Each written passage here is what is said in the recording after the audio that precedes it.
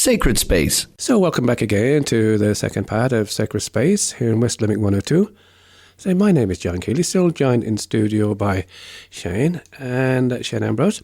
And this morning, Shane has got another guest to introduce to us and to chat with this morning. Shane, would you like to introduce your guest, please? Sure, John. Thank you very much. On this week's programme, we are delighted to welcome to the programme Dr. Patrick Kenny. Patrick is a senior lecturer in the College of Business at Dublin Institute of Technology. And one of the reasons we have Pat on this morning's programme is because Pat has an keen interest in the history of Catholicism in Ireland and blogs about a particular Jesuit chaplain that was involved in the First World War. And of course, as our listeners are aware, we are currently in the middle of the decade of centenaries. And we've had the centenaries of course, 1916 last year, but of course we're also commemorating the centenary of the Great War, or the First World War, from 1914 to 1918. And in particular, the Irish involvement in that war, because of course for so many years it was a forgotten war because of the fight for independence. So, Pat, welcome to the programme this morning. How are you keeping? Good morning. Thanks for having me. I'm delighted to be with you. Now, Pat, I have a question for you. What's your own background and where and what just tell our listeners a small bit about yourself.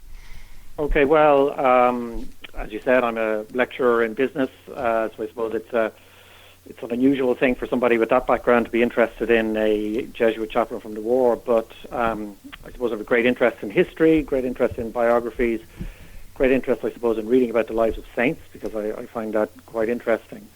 And about 7 years ago, a friend had recommended that I read an old book by Alfred O'Reilly, who, when he wrote it in the 1920s, was a professor of mathematical physics down in UCC in Cork. And it was a biography of Fr Willie Doyle. I live in Dunleary. Willie Doyle was from Dalkey, which is about 2 miles away. And I never heard of him. But a friend said I'd really like the book. So I found a copy, tracked down a copy. And I have to say, when I read it, my mouth was open in astonishment, really, at this man and what he did, at his personality, but particularly at his courage and his generosity. And I was a bit amazed. I'd never heard of him before, and I did a bit of research, and there wasn't a lot about him online. And I suppose a few months later, I decided to set up a blog, I suppose about Willie Doyle, giving quotes from his writings or talking about anniversaries in his life. And then with the 100th anniversary, the opportunity came up to produce a book of his writings. Veritas asked me to produce that, so that just came out in August of this year. So that's a little bit about me. Exactly. Excellent. Thanks a million. Now, just as you mentioned the book, we're just going to give it a bit of a plug on the programme. It's called To Raise the Fallen. It's a selection of the war letters, prayers and spiritual writings of Fr Willie Doyle SJ. And as Pat said, he is the editor of it. Now, for those in Limerick, because I went looking for it myself in the last week, it's available in Eason's on O'Connell Street. They have a number of copies in, and O'Mahony's and the Abbey Bookshop have both got the book on order as well, so it will be in. But in terms of the man himself, Pat, can you tell us a small bit about Fr Willie Doyle and why, in particular, this particular Jesuit chaplain, if you like, captured your imagination? Well, to answer the second part of your question first, I mean, I at one level I don't have an answer, and at another level I do. I suppose at one level he captured my imagination because he was so heroic and because he was so generous throughout all of his life, and we might talk about some examples of that later on. At another level, I don't have an explanation for it because I've read the lives of many people, many heroic people, many generous people, many great people, and they haven't necessarily captured me in the way that Willie Doyle has. But I have to say, having spoken to many people over the years, there's a pattern there that when people encounter this man, there's something about him, there's a certain charism, there's a certain personality there, even 100 years after his death. So he is a very captivating figure. And many saints have been captivated by him as well, including Mother Teresa of Calcutta and others who have adopted kind of some of his spiritual practices or been fascinated with him, including even the likes of Brendan Behan, who himself wouldn't necessarily have been a great fan of the church. He wrote about him in his book, The Borsal Boy, and praised him. and his writings were, we're told, a fascination for Brendan Behan. But a little bit about Willie Doyle himself. He was born in 1873 in Dalkey in County Dublin. He was the youngest of 7 children. Out of the 7 children, 4 of them pursued a religious vocation. One of his brothers tried to become a priest for the Dublin diocese, but in fact he died, I think, of a flu or a fever a week before his ordination. An older sister became a nun. She was a Sister of Mercy and was based in Cove in Cork for most of her life. And then the 6th child, the one who was just above him in age, his brother Charlie, became a Jesuit. And I suppose it was his closeness with that elder brother that encouraged Willie to become a Jesuit. He was ordained in 1907, and coincidentally he was ordained on the same day and in the same ceremony as Blessed John Sullivan. So John Sullivan, the famous convert, son of the Lord Chancellor, who was beatified just a few months ago. So the two of them were ordained together. So that's an interesting kind of coincidence there. One thing I'd note about his studies and his time as a novice is when he was in about the 2nd year of novitiate, the building he was in went on fire, and he actually suffered from a complete nervous breakdown because of the experience of that fire. And he had to leave and go home for a while, and there was a question mark over whether he would be allowed to come back to the Jesuits. And they did allow him back. That was an unusual thing for somebody who had health problems to be allowed back. But the more unusual thing is that somebody who had that reaction to a fire in the building 20 years later has been transformed and is recognized by everybody who encounters him in the war as being a rock of strength and a source of great serenity and peace. And so we see in his life a very radical transformation in his personality and in his mental outlook. And I think that's important for people as well, and I think that can speak to a lot of people as well, that, you know, a man who had those nervous or anxious difficulties completely was able to put them behind him and be transformed. As you said, it was an interesting one, just if I can cut in there for a second. Yes. The relationship with his brother Charlie in particular. Charlie was the brother that went on and also became a Jesuit, wasn't it? Correct, yes. Yes. Did Charlie write a book on this as well about his brother? He did, and I suppose to point out there's a Limerick connection there as well, because Charlie was based in Limerick for quite a bit of his time. If I'm not mistaken, he actually taught there in a school. And I think Willie spent some time in Limerick, and if I'm not mistaken, off the top of my head, I recall looking when the census records were released for one of the years, and I think he was in Limerick on the night of one of the census collections. Maybe it was 1911 or something like that, I think. So there's a bit of a Limerick connection. But Charlie, yes, he wrote a book in 1939, and it was written anonymously, actually, and it's called Mary and God. So maybe some listeners have come across that book. The most famous one is the one by Alfred O'Reilly. But about 18, 19 years after that book came out, a simpler and more direct book called Mary and God was written, and that was actually written by the elder brother, Charlie. Okay. Sorry, I interrupted you there. You were saying, so he was ordained in 1907. Yes, he was ordained in 1907. He then spent a bit of time in Belgium, then spent a year in Belvedere College, and then for the next 6 or 7 years he was on the mission team in amongst the Jesuits. So basically he was involved in going around the country and giving retreats and missions. And of course back then the parish mission was a much bigger thing than we might know it today. And over that time he gave 152 missions and retreats. He was in huge demand, and the testimony that exists from parish priests or nuns or others who came in contact with him during that time was of a man who had a profound impact on others. His presence, his words, but particularly his example seemed to have a big impact.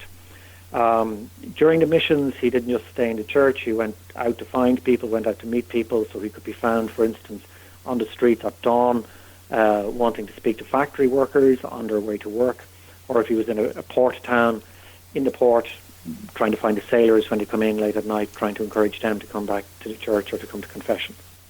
So he had a very successful career as a mission priest.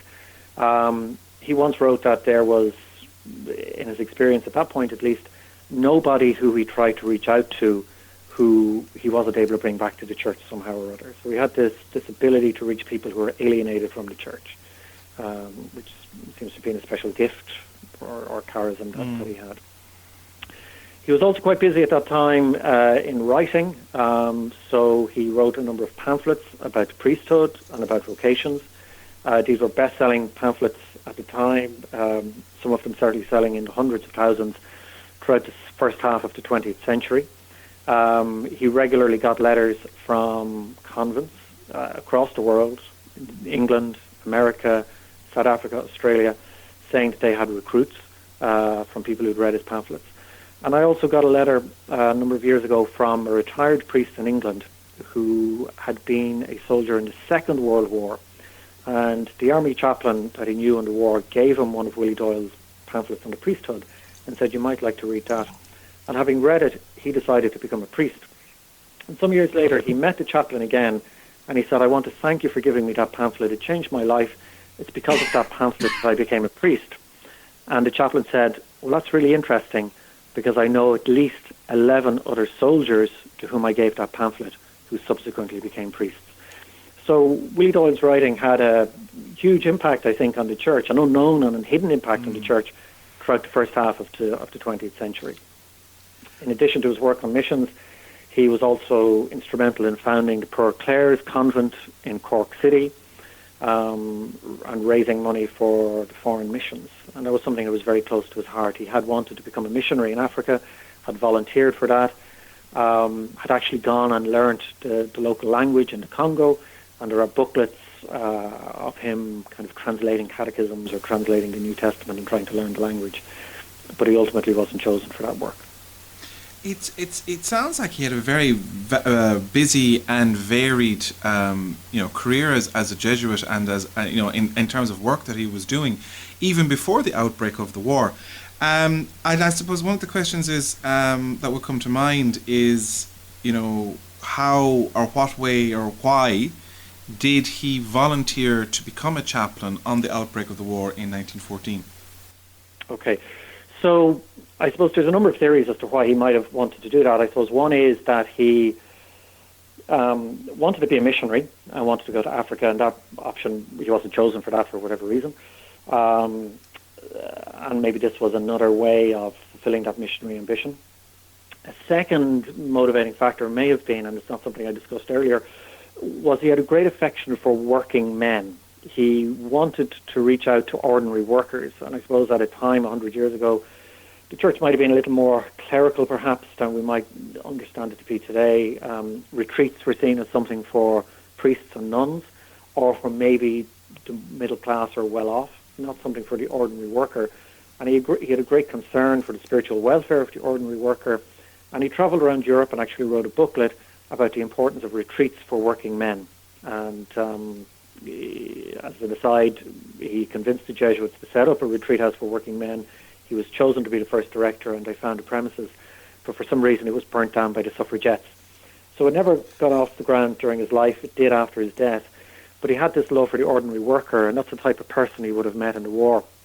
But I think ultimately what he really wanted to do is he had a great love for the lives of saints and martyrs, and a lot of people at that time would have been inspired in this way.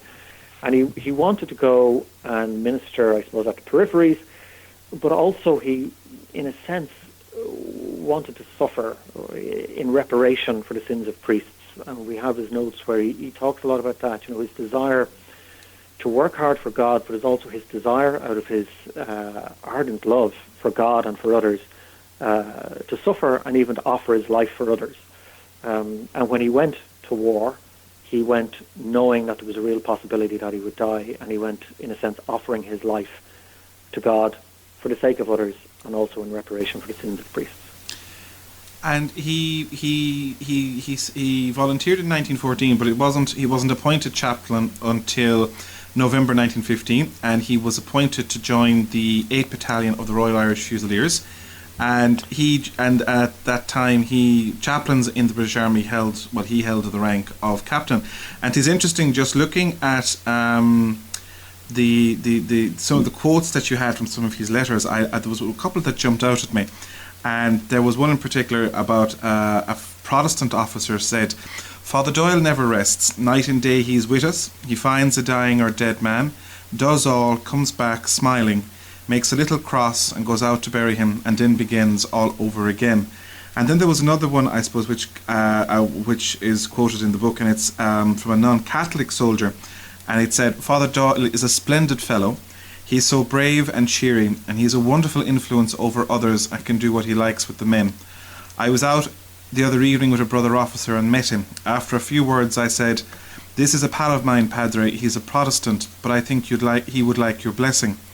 Father Doyle looked at my chum for a moment with a smile and then made the sign of the cross on his forehead. When he had passed on, my pal said, 'That is a holy man. Did you see the way he looked at me? It went right through me. And when he crossed my forehead, I felt such an extraordinary sensation.'" And it's quotes like that, I suppose, that bring him to life for us in many respects. And I suppose here I should mention, Pat, one of the things that you do when you have a spare moment is you actually maintain a blog about Father Willie Doyle, which is called fatherdoyle.com. And one of the things that goes up in the blog each day is a quote from one of his writings, from one of his letters or one of his reflections, which I would highly recommend to people to have a look at.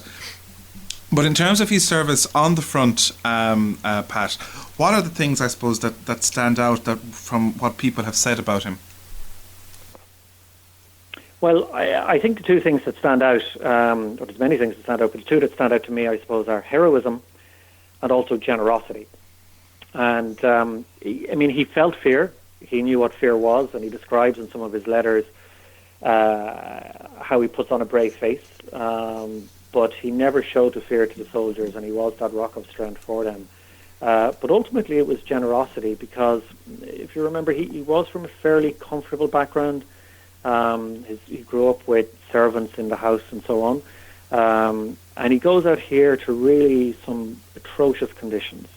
Now, as he had the rank of captain, he could have availed of certain luxuries, but one of the characteristics of Willie Doyle is that he shared all the deprivations of the men. So certainly he wasn't at the front line all the time. They did have time away from the front line, but when he was there, he was with the men. He was sleeping in the dugouts with them. Rats climbing over him at night time, and vermin and all sorts of things like that. So for me, generosity and heroism. And just one example of generosity, and there's so many. I mean, even his offering of his life and dying while rescuing wounded soldiers is an act of generosity, but almost a more heroic one, in a sense, that really jumps out at me. It's what he did for the doctor that he worked very closely with, a Dr. Buchanan. And on one occasion, the particular dugout they were in, which is like really a hole in the wall of the trench where they kind of slept. And on one occasion, they were there in the dugout. The floor was damp, as it often was, and for whatever reason, they had no bedding, they had no blankets or anything. And the doctor was sick. He had a flu or a fever or some illness. And Willie Doyle realised that the men needed a doctor, and Willie Doyle wasn't sick. So he insisted that the doctor had to get better and needed sleep. And Willie Doyle lay face down on the damp ground, in the mud essentially, and insisted that the doctor sleep for a few hours on his back, so at least one of them could get some rest. Now, that to me is an astounding example of generosity. And in fact, he had said to some soldiers that if he survived the war, his intention was to go to a leper colony to minister to the lepers. So the sufferings of the trenches didn't turn him off or didn't dampen his zeal. So for me, heroism and generosity. And another theme you mentioned, I suppose, you talk about the Protestant soldiers and so on. His concern for everyone is another thing that really jumps out. Certainly his concern for the Catholic soldiers, particularly though his concern for the non-Catholic or Protestant soldiers. And they mourned him every bit as much as the Catholics did after he died. There's another famous story told of when he went to help a wounded Protestant soldier.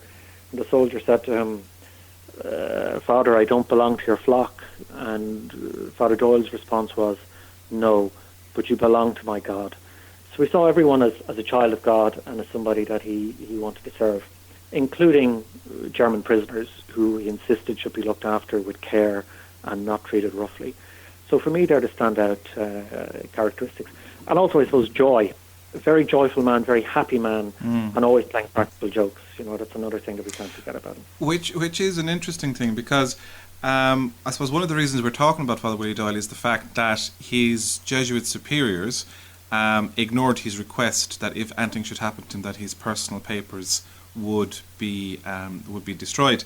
So his diaries and his papers were kept, and his own personal spirituality, I suppose, to us would seem to be a very challenging one. I think would be a fair way of describing it. Would it, Pat?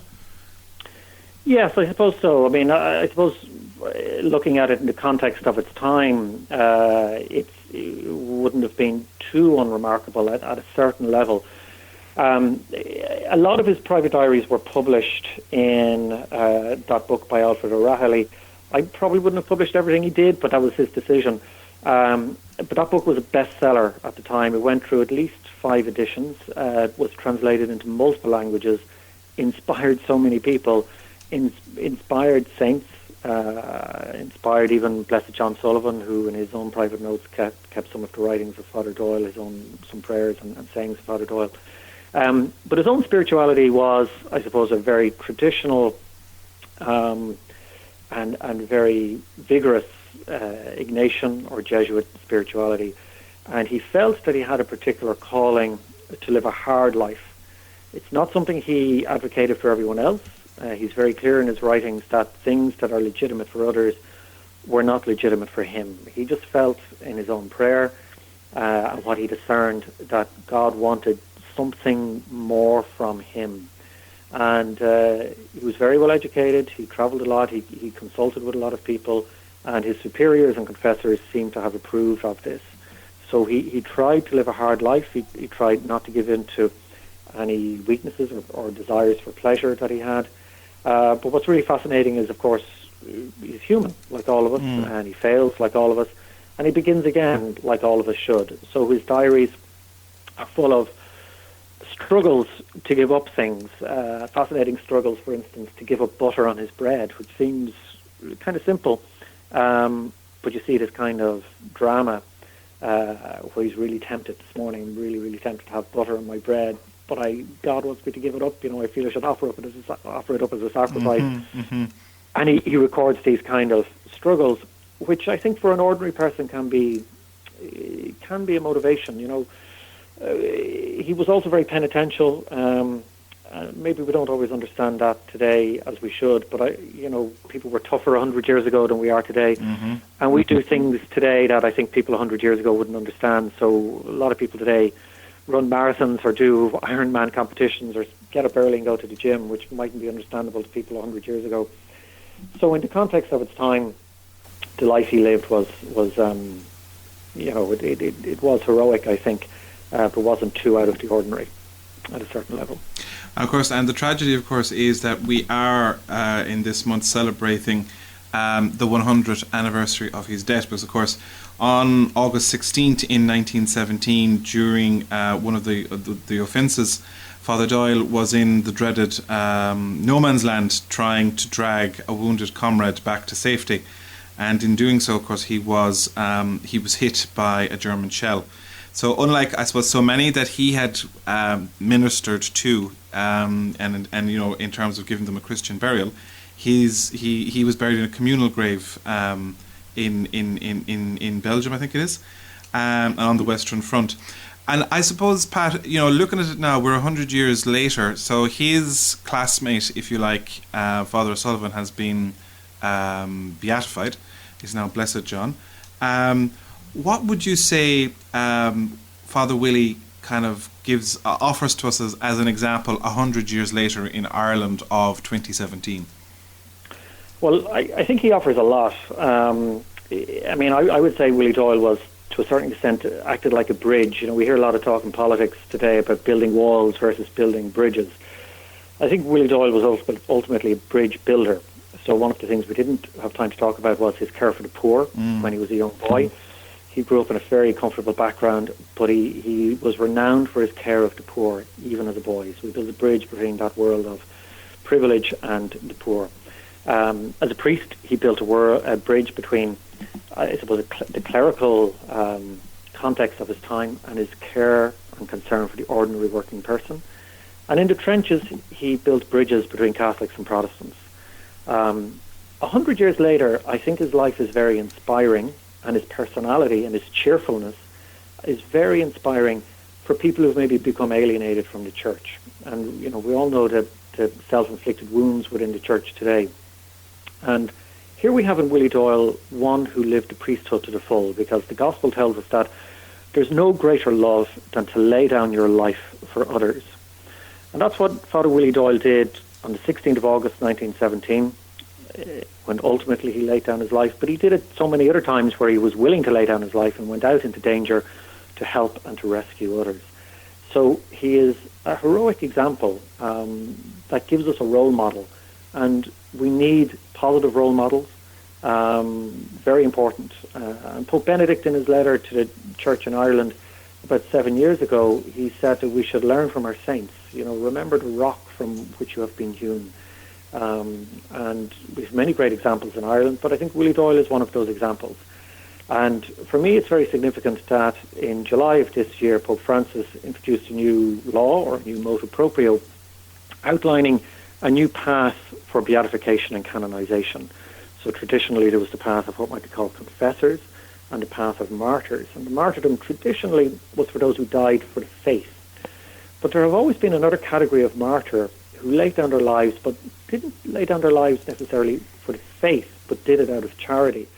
So two examples of those, I suppose, one is St. Maximilian Kolbe, who died in order to help, in place of a father of a family who was going to be killed by the Nazis. And also St. Damien of Molokai, who died by going to a leper colony and contracting leprosy himself. I think Willie Doyle fits into that category very, very well, because he did offer up his life to save others.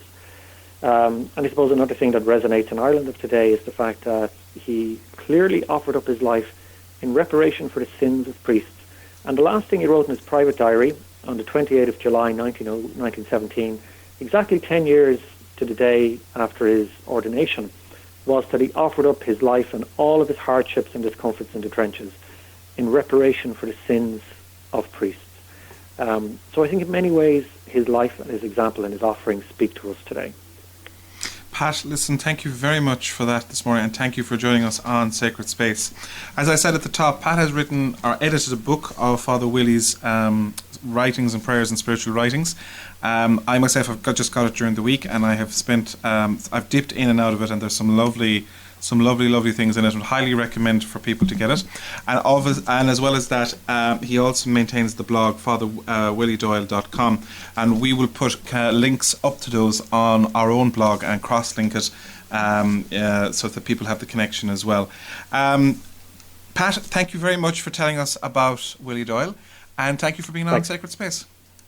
Delighted. Thanks a lot. Thank you very much. So thank you very much indeed now, Shane and Pat. And maybe we'll go for a bit of music. And I think the bit of music we should go for, in light of that, something comes to mind. Maybe the Holy Spirit decided that we should play this bit of music this morning. This one is entitled Come and Worship by Mark Forrest. So listen to this.